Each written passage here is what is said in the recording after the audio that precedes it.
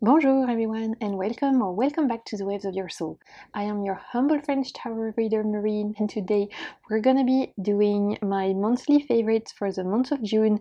We're gonna be talking about my favorite tarot decks and oracle decks for the month because this is what I mostly talk about on my channel, but we're also gonna be discussing my favorite books, favorite TV shows, whatever other things have brought me joy in the month of June. This is where I usually talk about them. Today's video is super special because I have decided to do a giveaway. So I've been doing some declutter in the month of June, and I decided that the decks that I was no longer working with, instead of like passing them on, selling them and stuff, I would rather they go to you. For today's video, there is a super cool giveaway because you can win not one, not two, not three, not four, not five, but 6 decks. There's gonna be 2 lots of 3, so 2 of you guys will be able to win 3 decks each. I'm gonna be explaining with you everything at the end of the video, so if you want a chance to win all of these, make sure to stick towards the end of the video. There's gonna be a super cool giveaway, but for now I want to be sharing with you my favorites for the month of June. As per usual, in the description box there's gonna be timestamps for categories, so if you're just here for the decks, you're welcome to jump ahead to that, but if you are curious about the books, TV shows and other things that have brought me joy in the last month, then you can move around using the timestamps. In the description box you're also gonna find all the names of the things I am mentioning. If you are ever thinking, what the heck is this froggy French person saying? It's all in the description box. In there will also be my monthly favorite playlist in case you want to watch all the other ones I've done. I've been doing this for like 3 years now, so there's definitely a lot of videos to binge. So without further ado, let's get into it.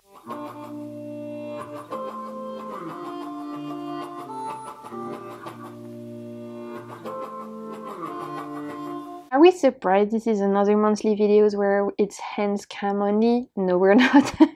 I am still going through it, you guys. The month of June was a little bit tough. I have made that very clear in my recent videos. One of my doggies passed away, which is like super hard in and of itself. If you have furry family members, then you know how hard it is to lose one of them. I also had a lot of like health complication in my chronic pain and chronic health journey in the month of June, so we are still in hand cam.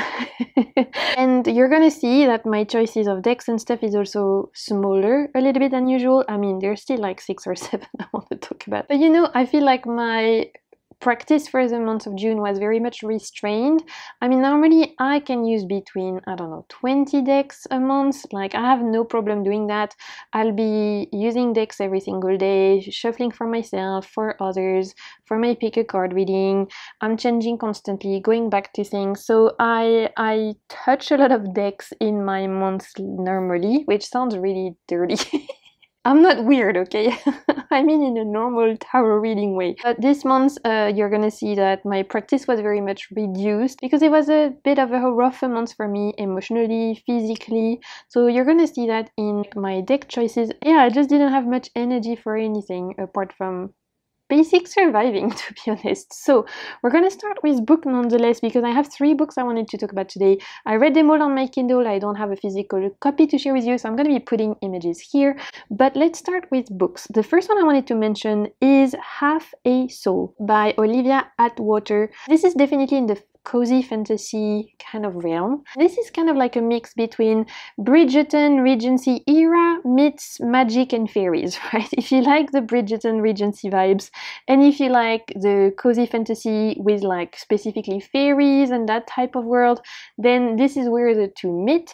It is part of a larger trilogy. I've only read the first one, which is called Half a Soul so far. I have the other 2 on my Kindles to get into it. This follows the story of Theodora Ettings, who is a human human girl who at a young age got half of her soul stolen by a fairy prince. And ever since half of her soul was stolen, she kind of has been going through life as if half of her emotions, half of her reaction, half of herself had been taken away. So the way that as a protagonist she interacts in the world, in this particular Regency world, super interesting because she doesn't have the regular reactions that you would expect from like other protagonists that we're used to, right? She might react in a way that's more subdued, that's more surprising.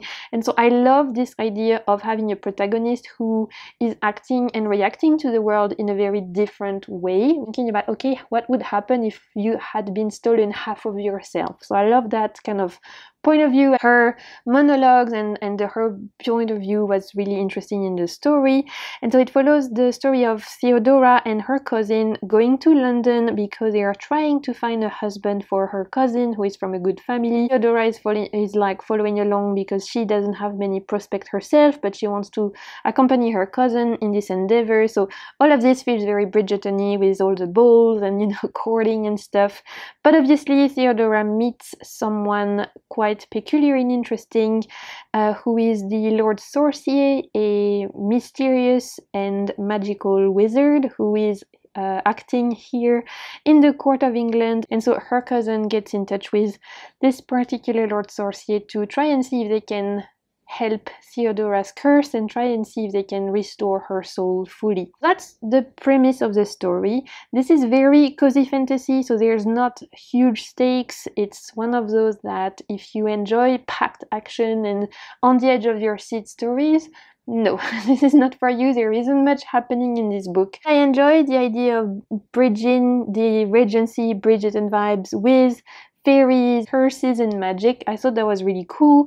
So I enjoyed it. It was an easy read. It's not my favorite book of the year, but if you are looking for a fun, cute, cozy fantasy book, it's a good time. The next book I want to mention is called Emily Wilde's Encyclopedia of Fairies. This is a book by Heather Fawcett. Again, we are still in the cozy fantasy world here at the beginning of June because I was like physically in a lot of pain and obviously emotionally I was going through grief and everything. I just wanted books that were easy to read and that were very low stakes and I could just immerse myself without having to work with my brain, without having to make too much effort, which is why my first two recommendations are very low stakes, chill, perfect books if you are like feeling a little bit emotionally raw or if you are recovering from book burnout as well. I think those are great because they're easy to pick up. It's the first book of a trilogy. I've only read the first one. 2 books are out.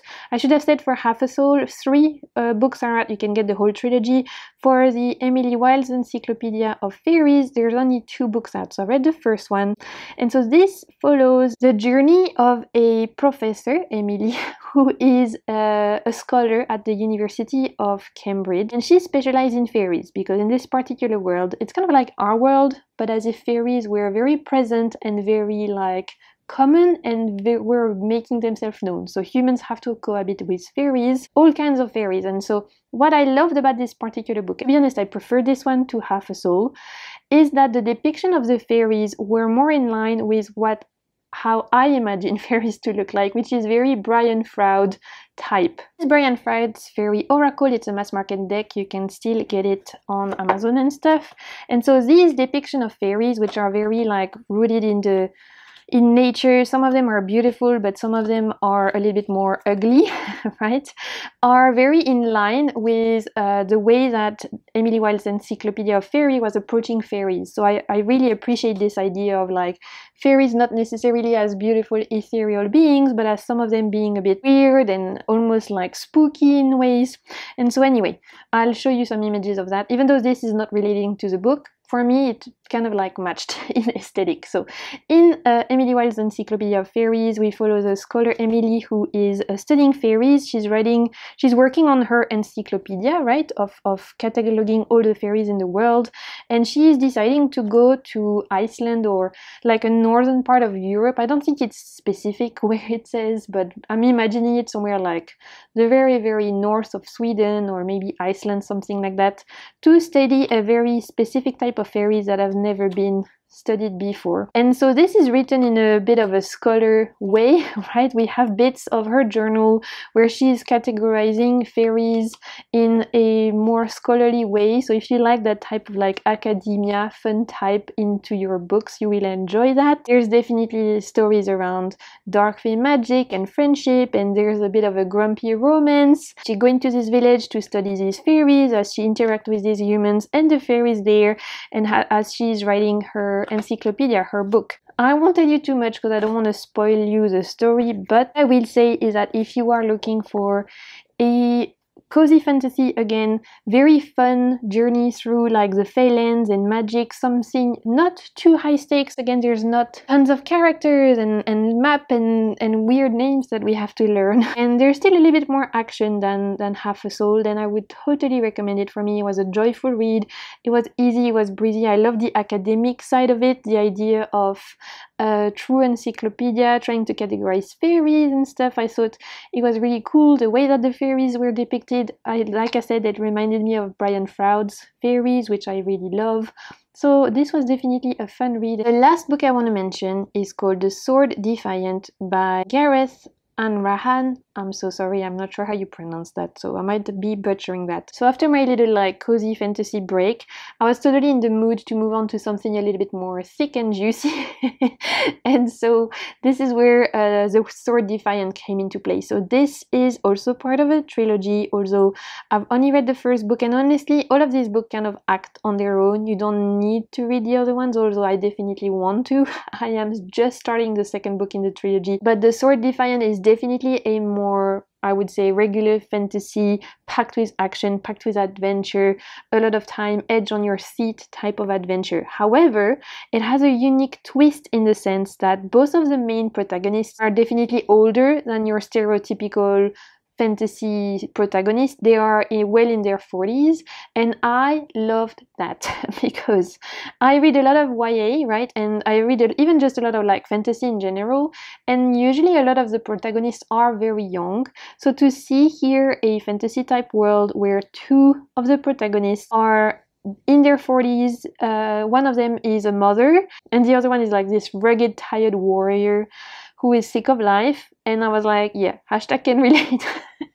Even though I'm not in my 40s yet, I definitely could relate to the vision of life that comes with a little bit more experience. So that was definitely a twist that I enjoyed. But let me tell you what The Sword Defiant is about. The premise of this book is very Tolkien-esque in the sense of a group of heroes, and here it's very like D&D/RPG inspired. A group of heroes. We have a fighter, a barbarian, a thief, you know, we have a mage, and all of that came together and defeated the Dark Lord. The Sword Defiant starts 20 years after the Dark Lord was defeated and asks the question, what happened to the heroes after the bad guy has been defeated? So 20 years after, in this particular world, the Dark Lord was defeated, we follow the life of Sir Elfric, who was one of the 9 heroes who saved the world.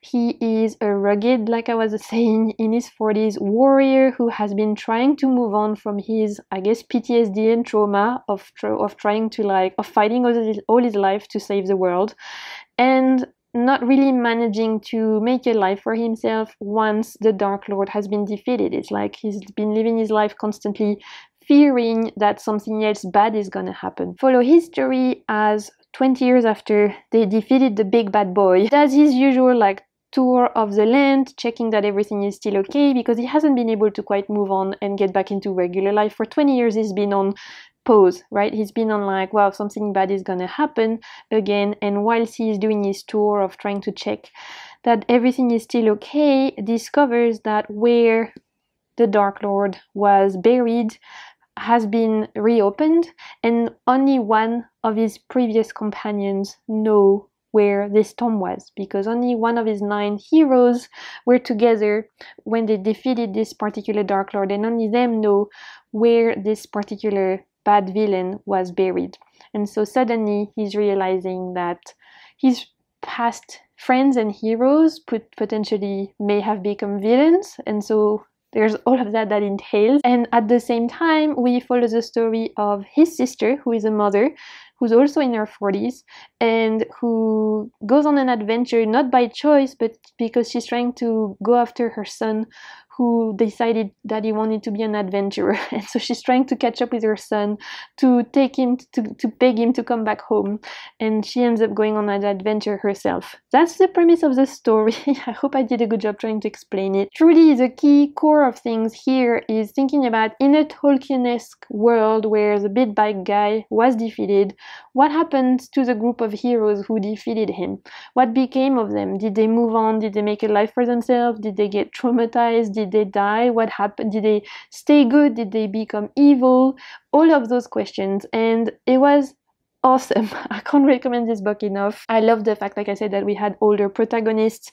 I love the vision of life from both of them, which comes from a lot more experience, a little bit more jagged sometimes, but also super relatable. I love the world building, you know, the inspiration from Tolkien, quests and adventure parties. I read it in like 2 days and I can't wait to read the second one. So if you are into like fantasy, but a lot more packed with adventure, honestly, I would 100% recommend it. For TV, I've got couple of things to mention. Obviously, Bridgerton came back. That was fun. I think a lot of you watched it. Was it my favorite season of Bridgerton? No.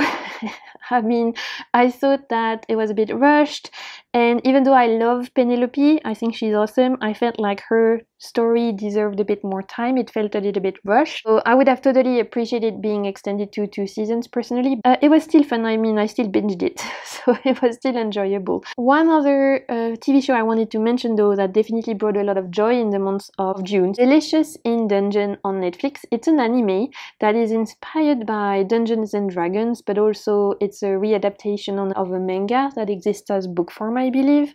So the first 24 episodes are on Netflix and I binged them all in like less than a week. This is definitely a very fun and light-hearted, at least it starts like that, story of, again, can you see a theme here? I'm a geek, okay? I'm a fucking nerd. So what I like to watch, what I like to listen, what I like to read, it's always fucking fantasy. It's always about a group of adventurers, magic, you know, all of that shit. Sign me up, I'm here for it. I am unapologetic about that. Delicious in Dungeon starts as a kind of appears as like a funny type of light-hearted anime. It's not for kids, I would say. I can't remember the age group, but definitely not for a younger audience. It starts off as the name suggests, adventurers exploring a dungeon, a group of parties, very Dungeons and Dragons-like. We have a group of adventurers who explore a dungeon and they face a red dragon, and most of their parties get wiped out and one of their party members gets eaten by the dragon. And so this group of adventurers that remains decide to try and rescue this party member, with the main guy being her own brother, the main protagonist. And so they explore this dungeon, trying to save the sister from being fully like digested by the dragon, except as they haven't managed to like get time to get back to the surface to purchase food and stuff like that, they are having to make do with what they can find in the dungeon and are having to eat monsters. So this is definitely exploring monsters from Dungeons and Dragons, as well as like the ecosystem of how a dungeon would work in any type of like RPG games and stuff like that. And it starts off as quite funny, light-hearted things, but the more you watch, the more you realize there are some deeper themes here and some like more heavier concepts. Overall, it was a joy. I binged it, I loved it. Just watch the trailer if you're curious. Super easy to watch, so I definitely enjoyed that and I can't wait for the next season. I don't know when that's gonna come out. That was the shows I wanted to mention, and without further ado, let's talk about tarot and oracle decks. For the month of June, like I was saying in the intro, my practice was reduced, I think, and I mean, I still have quite a few decks to share with you, but for me, it's not a lot. Like I was saying, normally I use between 10 to 20 decks in a month between my own practice, doing big spreads, full moon and new moon practice, daily draws, self-care practice, journaling, pulling cards for friends and others, doing tarot readings on my channel. Use a lot of decks. In the month of June, because I wasn't feeling so well, emotionally, physically, I kind of pared it down. So there's not as many decks to talk about, but there's definitely still some goodies that help me get through a rough time, so I want to share them with you. The first quick mention I wanted to give is the Sweet Ladies Oracle by Celia Melville. This is an indie French oracle deck. However, everything is bilingual, as is everything from Celia, so even if you don't speak French, it's okay because the guidebook is also in English. You'll have one side in French, and then if you flip it, you have one side in English, so that's really good. We love a bilingual deck. You also get a little pamphlet with keywords, again in French and English. And the cards, so here are the backs. It's on this beautiful rose petal finish, which actually doesn't stick, so it makes a really nice tactile experience. It's not edged. I should edge this really. I don't know what color though. I need to think about it. And so here are the cards. And as you can see, there's no keywords on the cards. Definitely one that I would encourage you to use intuitively, even though the guidebook is awesome as well.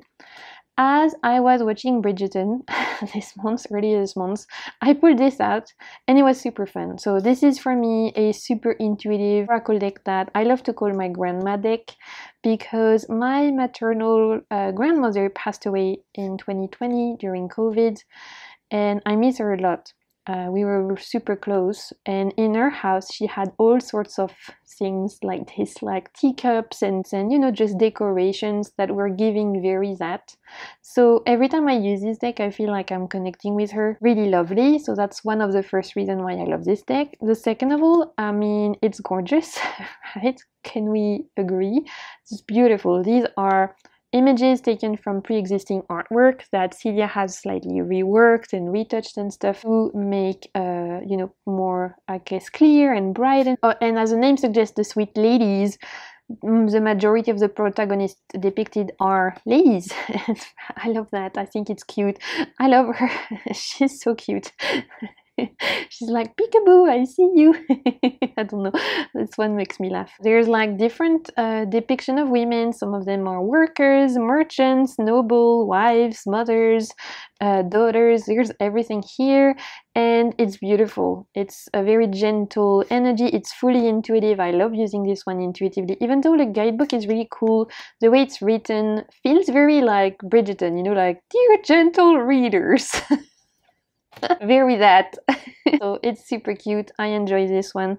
I've had it for 3 years, I think now, and part of the proceeds go to a charity that support women who were in like domestic violence situations, things like that. So I always really appreciate as well when a deck can do that. I want to actually make a big card reading where I'm just bringing out all of my art deck and pretend that we're walking in a museum together. I think that could be really cute. Let's move on to a deck pairing that definitely saved a deck for me. We have the Wildlands Tarot. This is by Leah Showman from Dark Moon Crystal.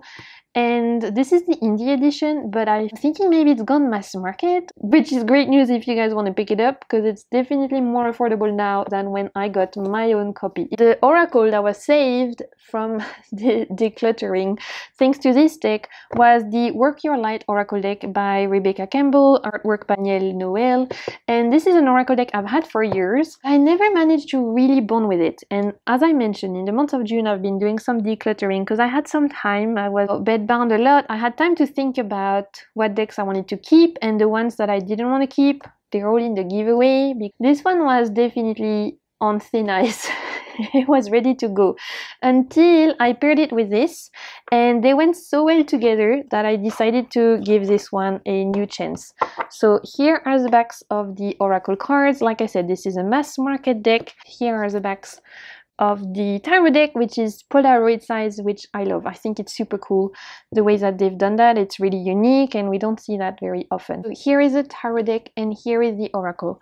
The Wildland Tarot is newish to my collection. I've had it since this year only, and whilst it is super beautiful and I always thought it was gorgeous, I struggled a little bit bonding with it at first. This one has been in my collection for years, ever since it came out. I thought the artwork was gorgeous. It was pairing nice with Danielle Noel decks, but it wasn't like, I don't know, really wow for me.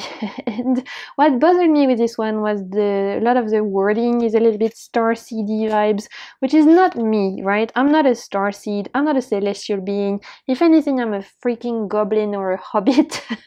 I've got my 2 feet on Earth, and that's it. Like, you know, my moon is in Taurus. I'm very grounded. I never vibe with the idea of like, oh, you come from another planet. No, Earth is home. Was keeping me from bonding with the deck. Somehow, when I put these two together, magic happened. I don't know why. It just, look, Queen of Wands, yes. Ace of Cups, play, have fun, celebrate, don't be so serious. Yes, love that. Get grounded, Six of Cups. The Hermit, no. Wait, postpone, pause, say no. I mean, come on. I didn't even like do that on purpose. The Hierophant with the Great Gathering. It's all coming together, intuitive hits, soul tribe. The Hangman and Leap. You go first, the universe will catch you. I just think, I don't know, these two somehow really work together.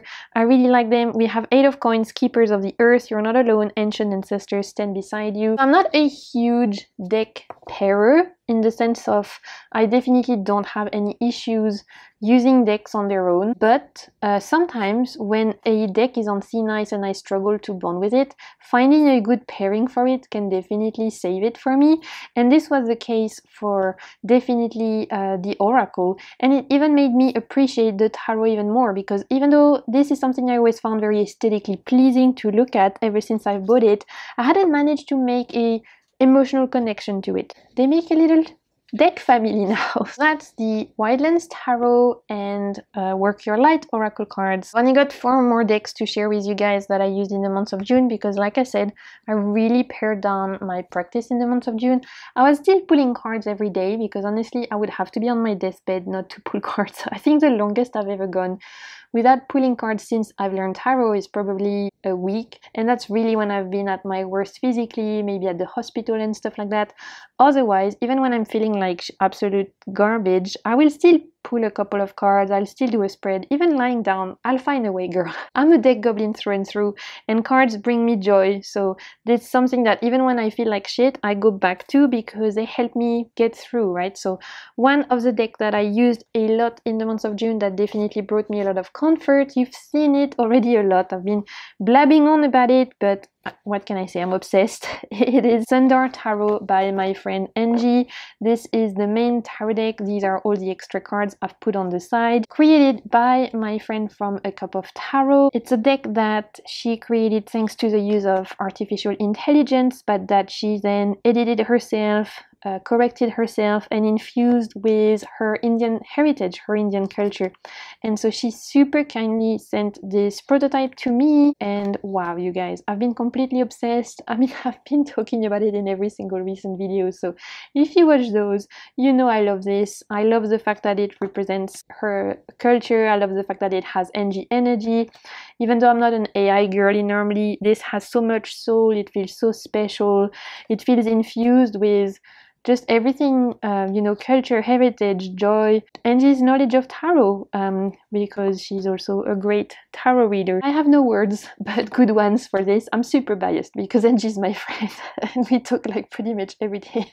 So, you know, what I say is not gospel. Please take what I say about this deck with a grain of salt. But if you enjoy the look of this deck, Angie has put it on Make Playing Cards. It's up for grabs. Re-edited some images to make it even more like perfect and stuff. Wanted to pick it yourself. It's now available on Make Playing Cards. I'll make sure to leave it down below. And this is huge. There's like 100 cards because like I said, this is the main deck that I've been using and I've chosen like my favorite depictions, but it comes with tons of extra cards that you can choose from. All of these, literally, all of these are extra cards. So if you wanted to leave them all in, you could. Right now, I've got a 78 deck going and I've separated the other ones on the side. But look at all this choice. Angie really said, you want choice? I'm gonna give you choice, honey. Here you go. And I live for that. You know, I love a huge deck. It is no surprise. I am a maximalist, we know that by now. So the fact that I can like make this personal, add some cards, remove cards, I live. So cool. So I'm super proud of you, Angie, if you're watching. And I'm gonna be doing a walkthrough now that I'm like starting to be a little bit more like feeling less like the Crypt Keeper and more like a human being, I'm gonna be doing a walkthrough of this one, because I've had some questions, people wanting to see the whole deck and stuff. Even though, if you're curious, there's definitely videos on Angie's channel as well, and I'll make sure to leave that down below. And if you want to see how it reads, I used it in my July pick-a-cards for my monthly reading. So if you're curious to see how it reads, you can check that out, and I'll make sure to leave that in the cards. Let's move on. The next tarot deck that brought me a lot of joy in the month of June, pretty much my main two use for tarot were Angie's Tarot, the Sundar Tarot, and the Little Avatar Tarot by Pushkili. Oh my god, you guys. Again, I've talked about this deck so much that I feel like a lot of you are like, yeah, Marine, fucking move on. I'm sorry, I can't. It's just, when I love something, right? I'm a good fangirl. Like, when I love something, I'm gonna be talking about it a lot.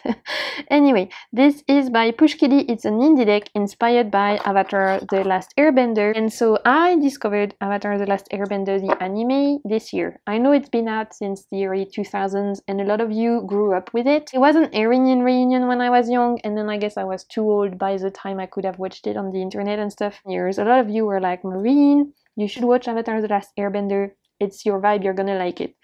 Eventually, earlier this year I did, and I absolutely fell in love with the lore, with the anime, with everything that the story, the characters, everything. I know it's like supposedly a kid's anime, but trust me, even if you're a grown-up kid like me, I mean, in my head I'm still 10, okay? This is a fantastic, this is a kind of anime that you can watch with your kids, but also you can watch on your own if you just want to do that for yourself, because the themes that are touched on this anime are also very grown up. It talks about death, spirituality, purpose, values, honor, moving with friendships, toxic families, so much responsibilities, war, spirituality, deep, right? Even though it's fun and joyful and childlike in some places, like this one, it's also very deep and profound and moving. I never thought I would be so charmed by it, but it's definitely an anime I could see myself rewatching. I also even enjoyed the TV show that Netflix did this year. I watched that after the anime, and that was enjoyable, even though I definitely prefer the anime. This is just a joy, honestly, and so obviously owning a deck related to a fandom that I'm completely obsessed with just made sense, and this brought me so much joy. Oh my god, yeah, there you go. Whilst I was navigating grief, of losing one of my dog, of feeling physically ill, of the grief that I deal with every single day, of having an invisible disability, of being in pain every single day of my life, of mourning my old healthy life, of being faced with a lot of like my inability to do things because of my body's health and like pain level and chronic fatigue and everything that is related to chronic pain, which is painful and which makes you deal with your own mortality on a daily basis, and which makes you dance with grief on a daily basis, and more so when you're in a lot of pain, when you're flared up, or when you're going through, you know, a particularly raw time, whether physically or emotionally. It's important to find decks that will either meet you where you are, feel very gentle, like one of them I'm going to share with you next, or decks that bring you joy, right, that make you smile, such as the Sundar Tarot that my friend Angie made, which definitely brings me a lot of joy, and this one, which is just a particularly beautiful deck that makes me happy. Yeah, it's a tarot deck. It still talks about rough stuff, and actually the depictions, if you are familiar with the TV show, are so smart. Okay, I watched so many walkthroughs of because I wanted to find a good Avatar Tarot. There's a few out there. This is the best one, I'm sorry. Some of them made no sense. The main character is Aang. You've seen him in the Fool, I think. Let me find Aang. Here he is, but is there a lot of the cards because he is like the Avatar, the Last Airbender. There he is again. And so the main character is Aang, and his whole journey very much resembles the Fool journey. And I saw some decks that didn't have Aang as the Fool, and I was like, what? That makes no sense. Even though we see Aang's friends and his companions, and he meets important people along the way, it's Aang's story at the end of the day. So already that made no sense. But whereas this, honestly, all of the depiction makes sense. Like, yes, for the Hierophant. Yes, 8 of Earth, we have Toph, who is a blind girl who is like the best earthbender that exists because of her disability, her visual impairment. She's able to listen to the way the earth moves, and that's how she has become the best earthbender. That's how she won all of these trophies. She can beat all of the other earthbenders in tournaments because she has managed to turn her disability into a superpower. Love her. Yeah, I mean, every single choice is just so good. 7 of Earth. If you watch the show, this guy is obsessed with these cabbages and it makes perfect sense. The whole story of Zuko as well as a whole arc is amazing.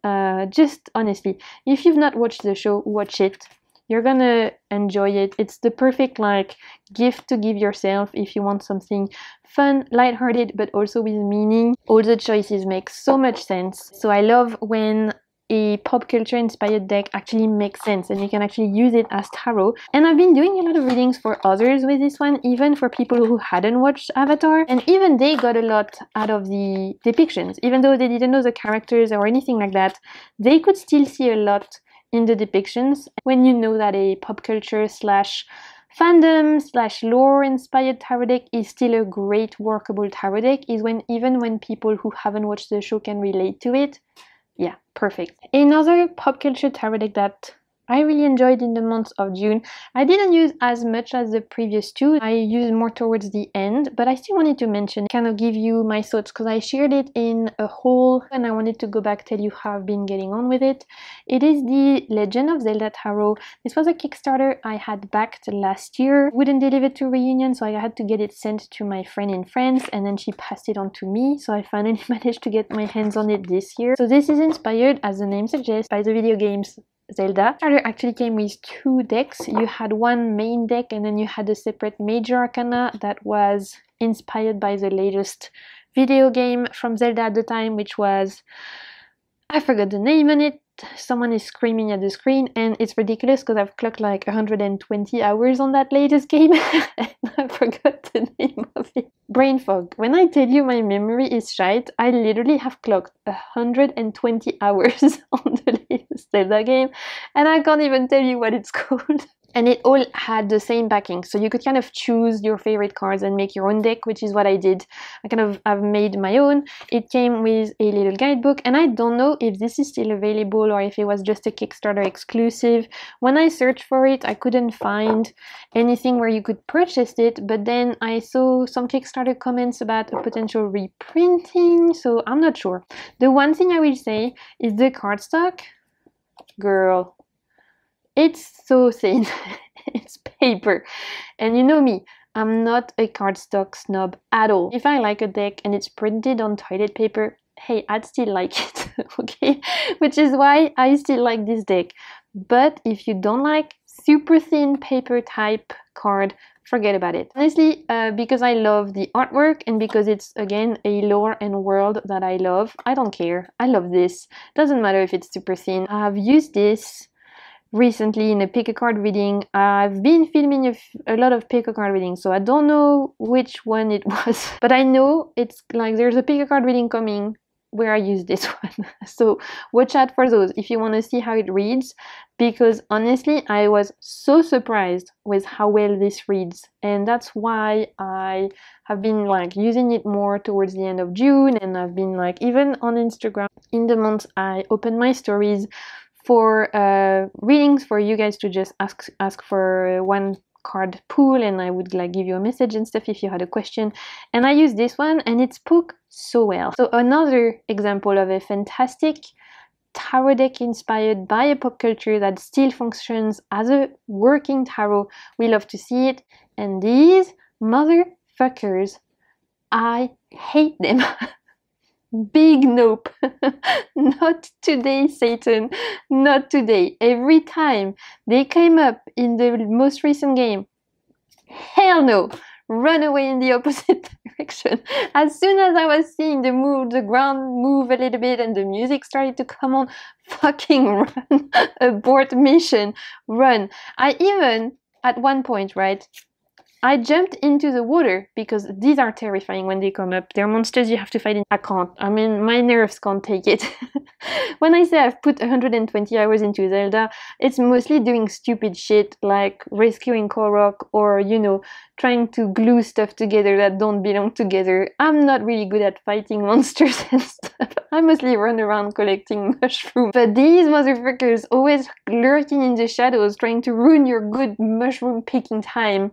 And let me tell you, even when you jump into the water, they would come and swim. I didn't know they could swim. Yeah, even the waters wasn't safe. Ooh, the day I found that out, I was pissed. I was so mad. But anyway, yeah, this is a good time. I mean, this is just fun.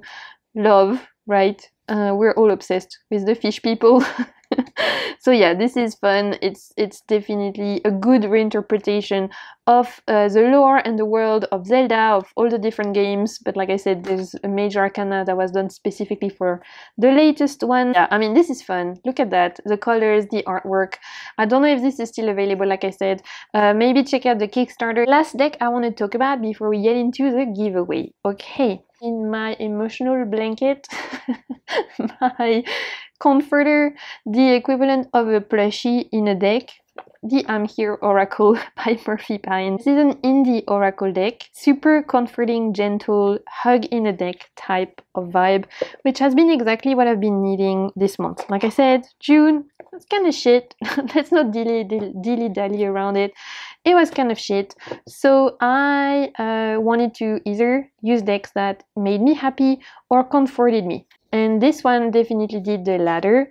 It's a self-care deck. It was designed to be a self-care deck. So it comes with a guidebook, which is really awesome. For each of the cards, you get an explanation of the keywords. And then you also get journaling prompts, action prompts with visualization, meditation, actionable steps you can take, some suggestions of different practices, self-care practices you can do. This is all very grounded in like therapy / counseling talk, but with a little bit of I would say whimsical in it, which I found really helpful for navigating through this month. So here are the backs, which I love.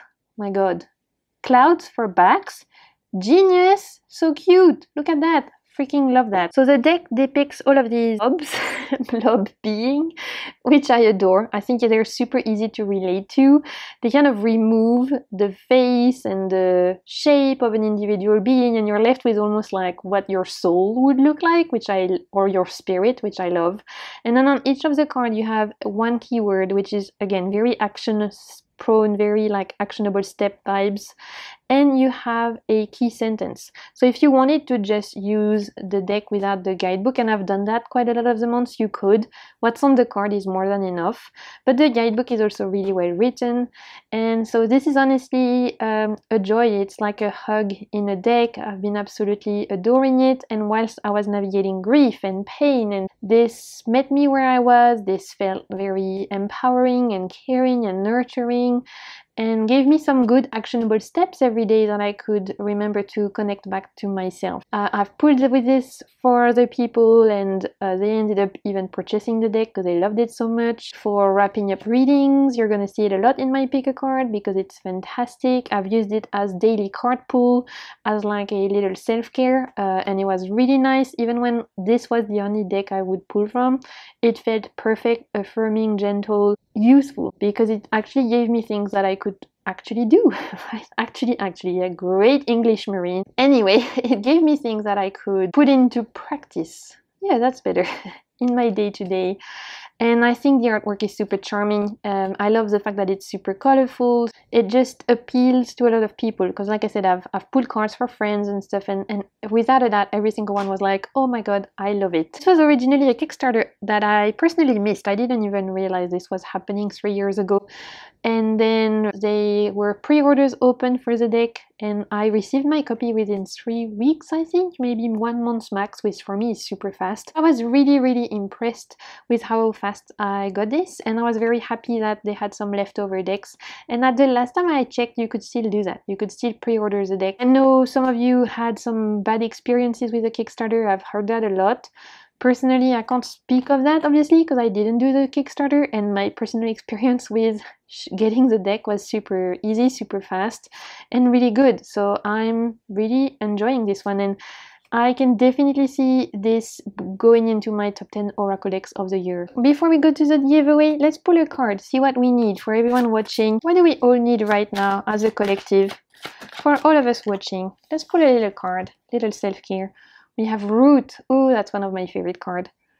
Who are you? What's your source? What keeps you grounded? Setting some roots down can help you feel safe and present. Let's read the guidebook, just so you guys can see how it reads. So the guidebook says, who are you at your core? What are parts of you that have not changed from the very beginning and will not change no matter what happens? Where do you come from? What is the source of your energy, your strength, your inspiration? What guides you? These are all questions that can help you define what your roots are.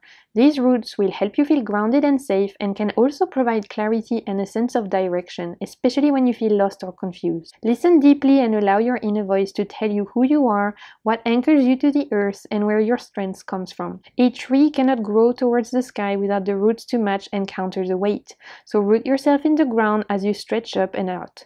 Absorb the nutrients through these roots and let them feed you as you grow. It's important to note that you don't have to know a lot or even anything about your history to know where your roots are. Your roots are exactly how you define them to be. Just follow your intuition, checking with how things make you feel, and gravitate to the things that bring you the most grounding and comfort. I love that. For anyone who might need it and who wanted to see how this reads, and without further ado, let's get into this giveaway because I am too excited. Okay, it's time. Wow, air horns. I'm cringing myself, don't worry. But it's giveaway time. I'm super excited. So as I was saying in this video, in the month of June, I did some declutter. Instead of selling them or giving to friends, I thought, why don't I make a giveaway here and put them up for grab for you guys? That maybe might make you happy, that maybe you would enjoy. It was a nice way to give back. I honestly feel so grateful for every single one of you who's commenting, who's messaging me on email, on Instagram, when you send me stuff that made you think of me, when you send funny comments, kind comments, touching comments. Such a joy for me to show up on this space that I wanted to give back. So all these decks have been used, like they're not new, I've used them. All the cards are in really good conditions. This is going to be open until the 31st of July, so I'm giving myself plenty of time to edit this video, put it up, and plenty of time for you guys to watch it. I'm going to share with you what the prizes are. There's 2 sets of decks, so 2 people can win 3 decks each.